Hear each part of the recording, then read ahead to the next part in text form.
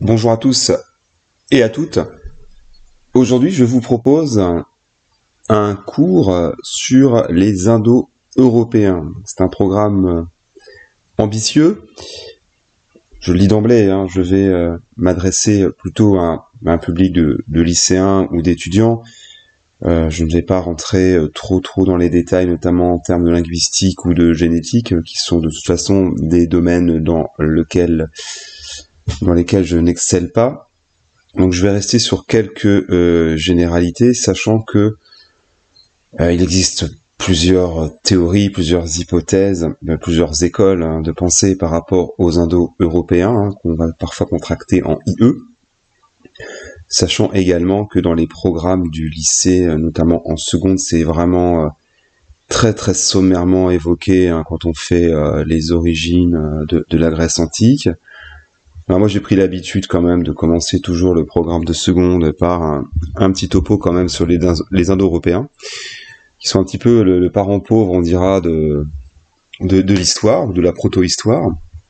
Et donc je vais revenir à travers des documents, en tout cas la plupart libres de droit ou dont les sources sont stipulées, sur la grande question, qui sont les Indo-Européens.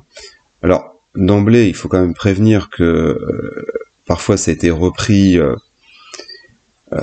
par, on va dire, des pseudo-scientifiques, notamment au XIXe siècle, et que les Indo-Européens, en fait, ont inspiré l'idée d'une race supérieure qui serait les Aryens.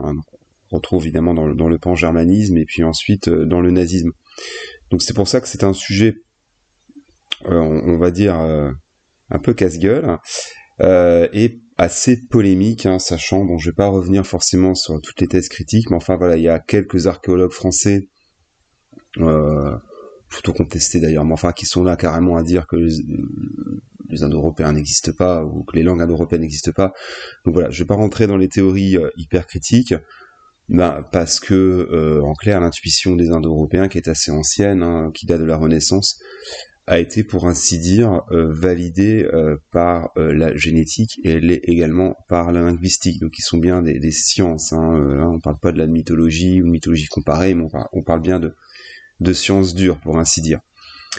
Alors, pour faire court et clair, on remarque d'emblée, en fait, par rapport aux langues, donc les langues, soit les langues antiques ou les langues contemporaines, qu'il y a énormément de points communs entre la plupart des langues européennes, on verra les exceptions plus tard, des points communs donc dans la syntaxe, le vocabulaire, la grammaire, les déclinaisons.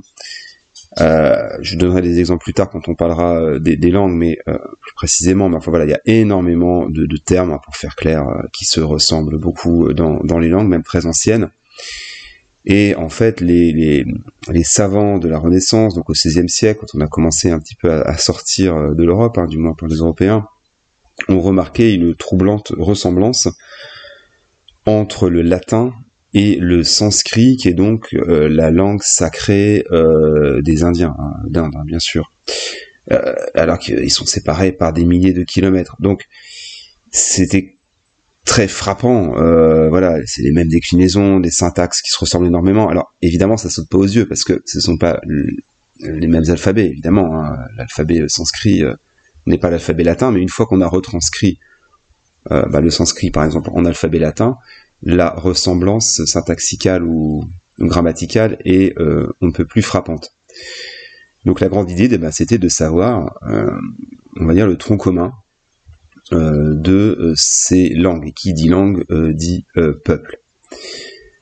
Alors, à partir du 19e siècle, la linguistique a progressé, et donc on a pu un petit peu remonter l'arborescence des langues.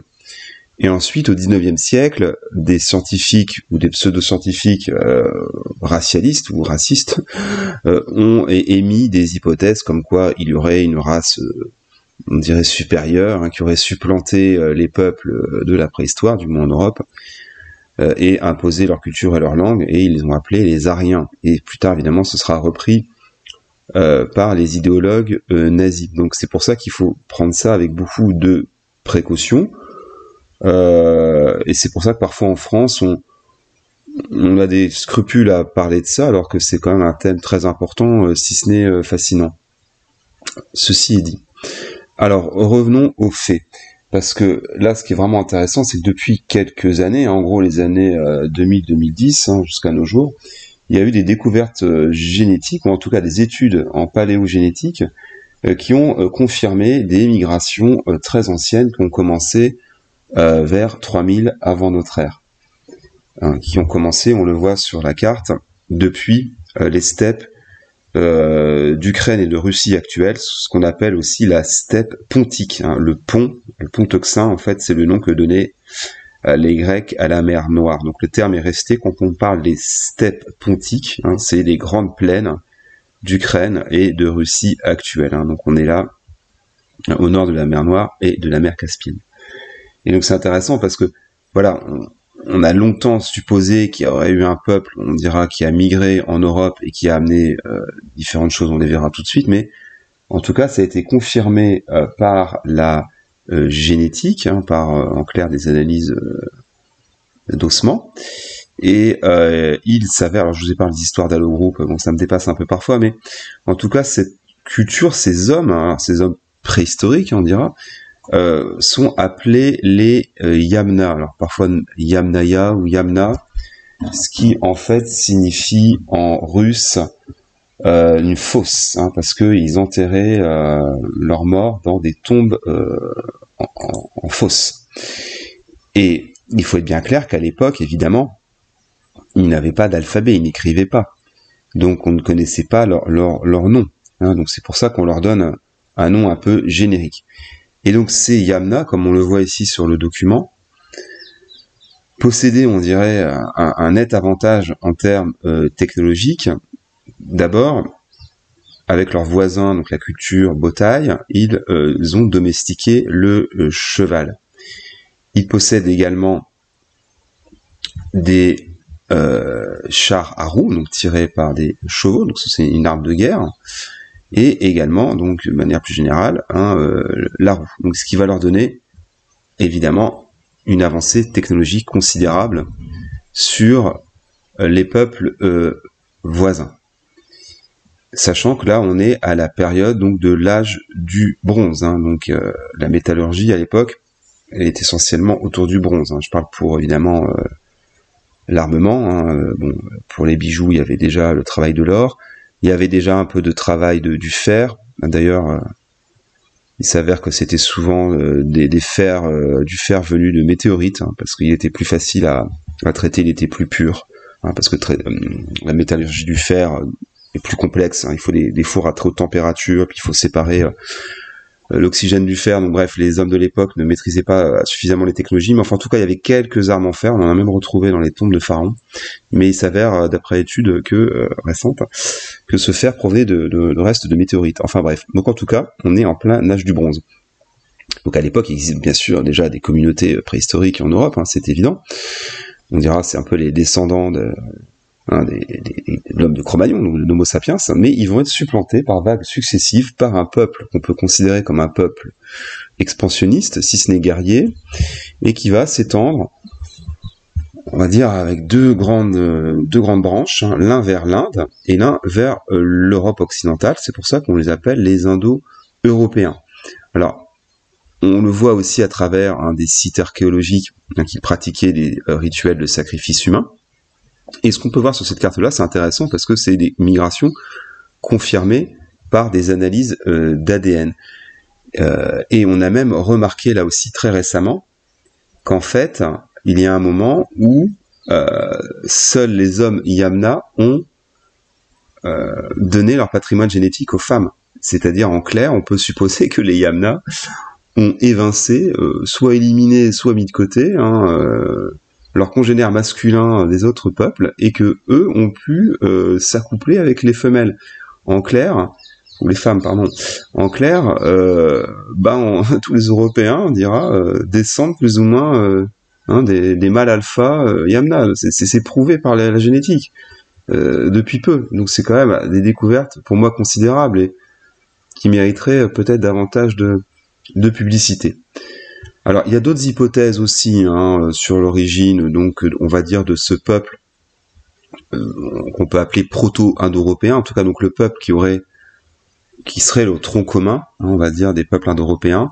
Il y aurait une hypothèse en Anatolie. Alors après, il y avait une hypothèse germanique, donc évidemment en Europe du Nord, qui est là celle plutôt donc des Allemands racialistes du 19e siècle, ainsi que des nazis. Alors après, il y a des hypothèses assez délirantes, hein. C'est des hommes du pôle Nord, des hyperboréens, enfin bref, je vais pas rentrer dans les thèses plus ou moins fumeuses. On va partir du postulat, hein, bon, qui est peut-être pas sûr à 100%, mais enfin voilà, que ce sont les Yamna, on va dire, qui sont à l'origine des peuples, en tout cas des langues indo-européennes.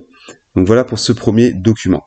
Donc si on a bien compris, hein, pour résumer, à partir de 3000 avant notre ère, les Yamna, hein, qui sont en gros en place hein, depuis, on va dire en gros pour arrondir 5000 avant Jésus-Christ, ils vont commencer à migrer en vagues successives. Donc ce sont vraiment des migrations très lentes, hein, ça se fait sur des millénaires.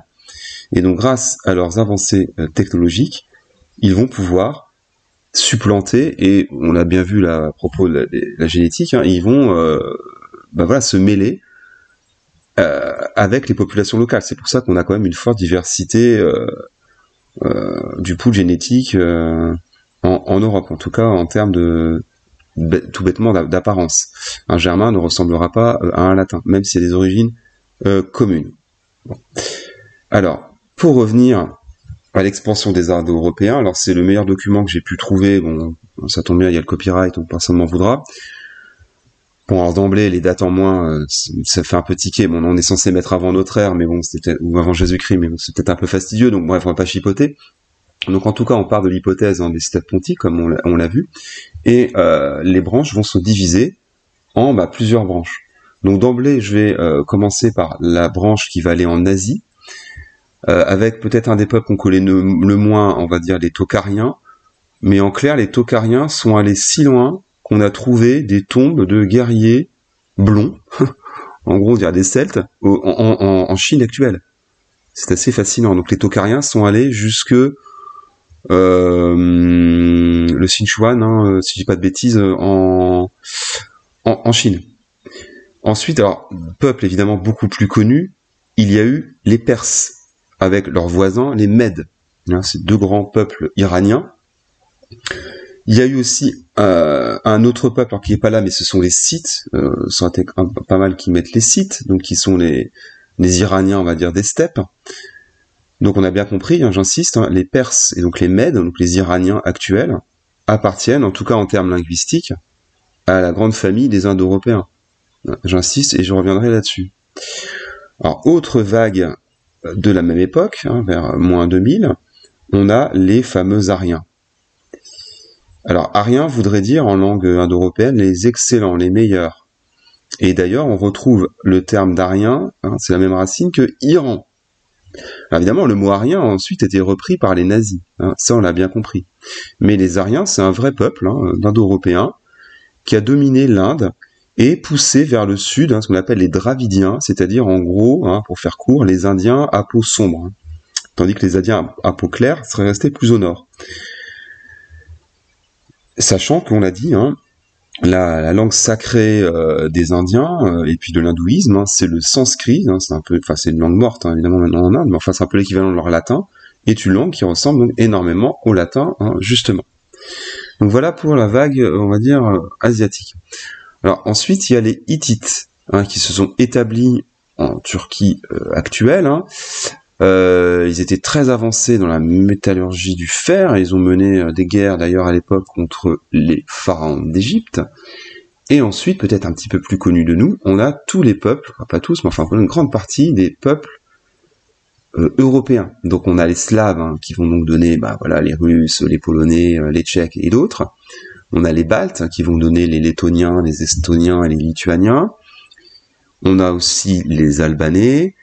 On a aussi les Grecs qui sont eux-mêmes divisés en plusieurs peuples. On aura les Achéens, les Ioniens, les Doriens, les Éoliens. Et on a aussi les peuples, alors lui il a mis latin, mais bon, on appellera italiques ou italiotes, avec principalement les latins qui ont donné les Romains. Bon, on a d'autres peuples aussi comme les Sabins. Alors, évidemment, c'est les latins les plus connus. On a les Celtes également, donc on appelle aussi les Gaulois, qui sont subdivisés en tribus et en plusieurs branches. qui vont aller d'ailleurs jusqu'en Grande-Bretagne actuelle, hein, bien sûr, jusqu'en Écosse et en Irlande, et on a les Germains qui vont aussi donner les peuples scandinaves. Donc voilà les grandes familles indo-européennes qui elles-mêmes sont divisées en sous-familles, en sous-branches. Je mets de côté les peuples sémitiques, donc les ancêtres, on dira, des Hébreux, des Arabes ou des peuples à l'époque, on disait, enfin les Phéniciens. Voilà, je mets de côté la grande famille sémitique, j'en parlerai peut-être une autre fois. Ils étaient déjà établis en Mésopotamie ainsi que, on dirait, en Palestine, Israël actuel. Donc voilà pour les Sémites. Donc voilà pour ce document. Alors pour la suite, on va revenir vite fait sur les langues. Alors là, on voit les grandes familles, parce que par exemple, je vais prendre au hasard, par exemple dans la famille qui descend du latin, on a l'italien, on a le français, on a l'espagnol, le portugais, etc. Donc là, en fait, c'est les grandes familles linguistiques. On y reviendra après, ce sera peut-être plus clair. Mais ce document est intéressant parce que justement, c'est en comparant des mots assez banals qu'on s'est rendu compte qu'il y avait quand même des ressemblances très troublantes. Alors là, c'est le mot père. Vous voyez, en français, le mot père. Alors, vous me direz, c'est assez logique, il va se dire de la même façon en latin, parce que le français vient du latin en grande partie, pater, ça on imagine bien. Mais là où c'est quand même plus fascinant, c'est qu'il va se dire quasiment de la même façon en Iran, ou même en Inde. Alors je connais pas tous les exemples en tête, mais voilà, les mots les plus banals que les hommes préhistoriques déjà employaient, le ciel, la terre, le père, la mère, la maison, l'arbre, l'enfant, enfin voilà, se ressemblent énormément. Les racines sont communes, ça saute aux yeux. Alors c'est ça qui est assez fascinant parce que justement les linguistes, ont fait comme ça tout un corpus de mots.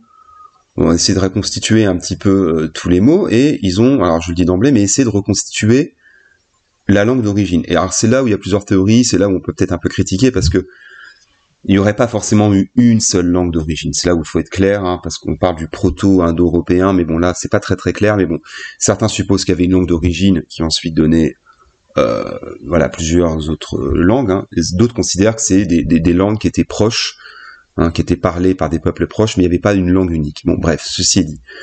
Alors, c'est ça qui est assez intéressant, parce que en remontant à l'origine des mots, en tout cas en identifiant les points communs, ils ont réussi à imaginer l'écosystème, on dirait le paysage des Indo-Européens. En clair, il y avait des exemples qui m'avaient frappé, mais par exemple, l'arbre, le bouleau, le bouleau, c'est un arbre typique d'Europe, se dit partout de la même façon, que ce soit en fin fond de la Perse ou en Irlande.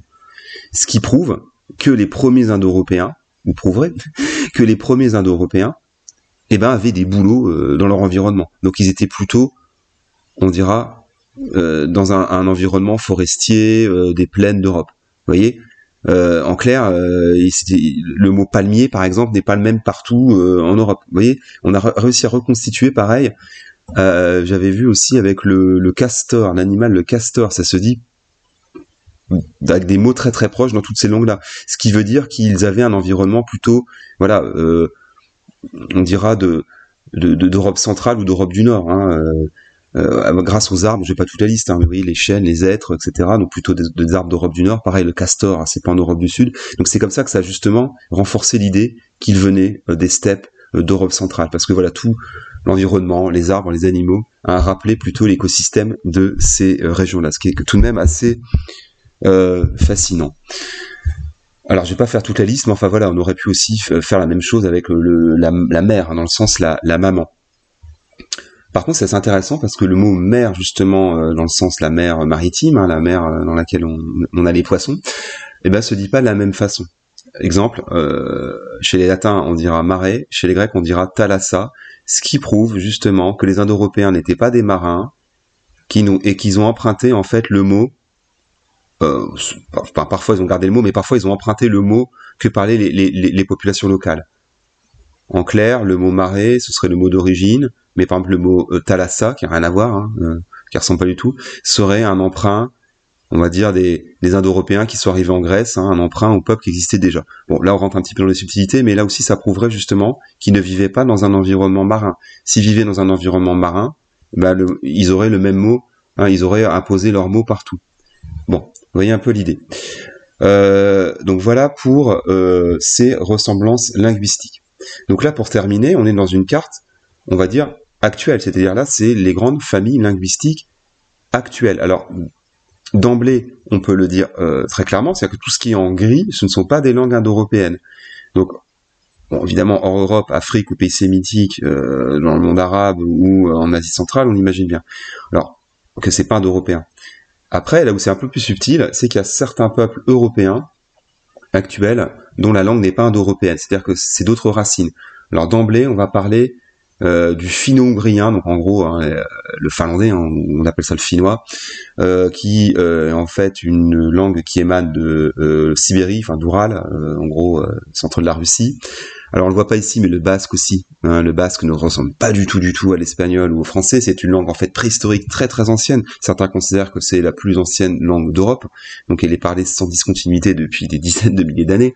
Donc là aussi il y a plusieurs théories sur l'origine du basque, mais en tout cas le basque, il y a plein de X, de K partout. Enfin voilà, ça ne ressemble pas du tout aux langues européennes ou indo-européennes. Donc voilà, pour le reste, hein, on le voit clairement. Hein, les grandes familles, donc par exemple les langues germaniques, hein, on va avoir l'allemand, le flamand, le danois, l'anglais, le norvégien, le suédois, etc. Hein, voilà, évidemment les langues latines, on les connaît aussi. Donc ça c'est très très clair. Toutes ces langues, alors évidemment c'est des familles différentes, hein, évidemment l'espagnol ne ressemble pas à l'allemand, ça c'est clair, mais il y a quand même énormément de points communs dans le vocabulaire.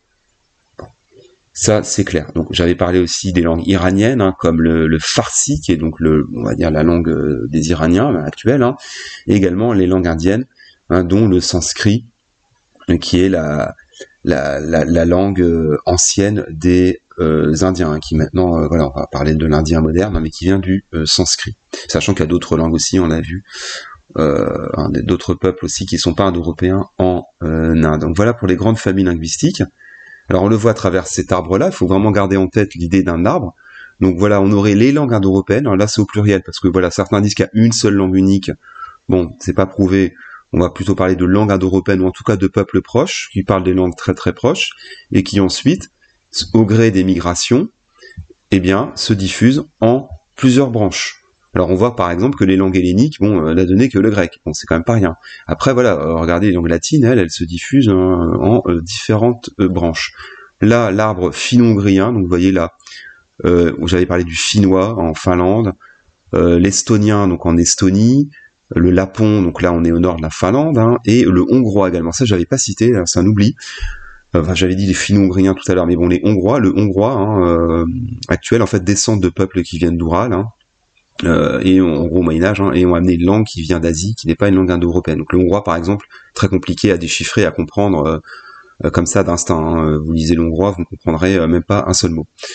Voilà pour cette arborescence, hein, voilà, donc qui est assez claire, assez complète, hein, avec les grandes familles, hein, voilà, langue germanique, latine, celte, slave et hellénique, sachant que le gaulois, par exemple, à l'époque, donc je l'ai pas dit, mais ne s'écrivait pas. C'est là un petit peu la petite complication, c'est que certaines langues indo-européennes, donc dans l'Antiquité, ne s'écrivaient pas. Il n'y avait pas d'alphabet. Il n'y avait pas d'alphabet gaulois. Mais bon, ensuite, ils ont utilisé un alphabet, on va dire, hérité du latin, hein, pour faire un alphabet celtique. Hein, mais au départ, bon, il n'y avait pas d'alphabet gaulois. Hein, bon, faut le savoir. Petite parenthèse.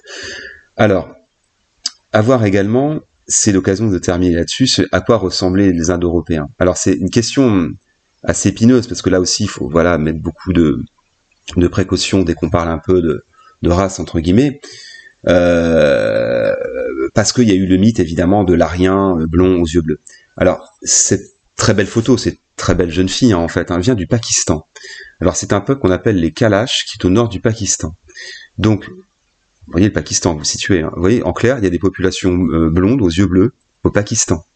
Bon, alors certains considèrent que c'est peut-être un peuple qui serait descendant des Grecs, hein, parce qu'Alexandre le Grand a conquis une partie du Pakistan actuel. Enfin bref, donc en tout cas, cette photo est parfois reprise, alors à tort ou à raison, mais bon, dans des publications même sérieuses pour dire, en gros, à quoi pouvait ressembler un Indo-Européen de l'Antiquité, parce que on a retrouvé beaucoup dans les mythes anciens l'idée de blondeur. évidemment qui a été repris à mauvais escient par les nazis ou autres racistes.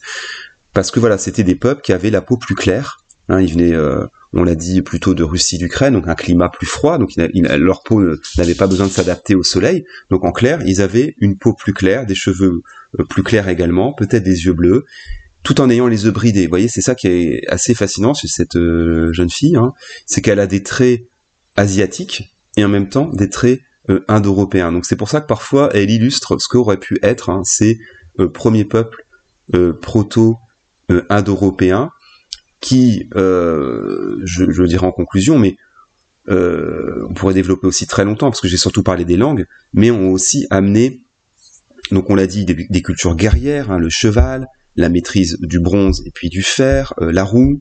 C'était aussi des peuples très hiérarchisés, ce qu'on appellera les fonctions tripartites, avec ceux qui travaillent, ceux qui combattent et ceux qui prient, ce qui donnera plus tard la société d'ordre qu'on retrouve en France notamment, jusqu'à la Révolution française, n'est-ce pas? Donc voilà, ils avaient des sociétés très guerrières, on dirait très patriarcales, très hiérarchisées, qui exaltaient le héros, donc voilà, on retrouve énormément de mythes, de points communs également, je vais pas trop développer, mais on va avoir des points communs entre des mythes celtiques, des mythes grecs, ou des mythes indiens, voilà, on retrouve des héros qui se ressemblent beaucoup, que ce soit des dieux, des divinités, ils ont des attributs en commun, ne serait-ce que par exemple Zeus chez les Grecs, ou son équivalent hindou, avec par exemple l'éclair, ce sont des dieux du ciel, voilà, avec on distingue les dieux du ciel et de la terre, etc. Donc bref, là aussi il y aurait beaucoup à dire, je connais moins sur cet aspect-là, mais voilà, beaucoup d'historiens, de chercheurs ont écrit là-dessus, c'est assez fascinant, mais en comparant les mythes. Donc voilà, ça on aurait pu aussi le développer. Je l'ai pas fait là parce que c'était peut-être un petit peu plus abstrait et assez poétique aussi à la fois. C'est de comparer tous ces mythes. Donc voilà pour ce cours sur les Indo-Européens. Bon, j'ai essayé de faire à peu près clair. Voilà, donc j'espère que ça vous a intéressé et je vous dis à bientôt.